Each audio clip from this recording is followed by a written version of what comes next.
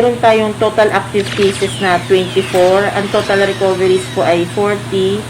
Ang total deaths po 8. Tapos total number of cases na po since August 2020 is 72 na po. 72. So, simula nung May, biglaan pong tumaas nung May na nagkaroon po tayo ng siyam na cases. Tapos, pagtungtong ng June, natapos natin yung buwan ng June na nagkaroon tayo ng total of 40 cases sa month of June.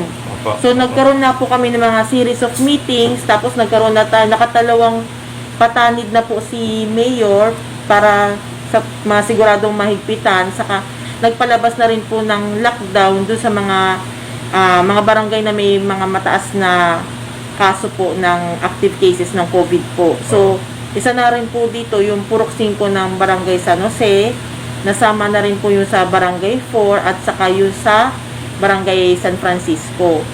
Pero so far naman po, dun sa Barangay San Francisco, isang pamilya man lang yun.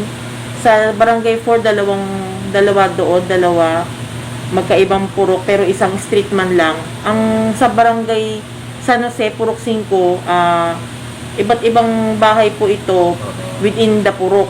Yun po. So far, kahapon po meron tayong 5 new cases. So, yung tatlo po doon, taga San Jose, isang pamilya lang.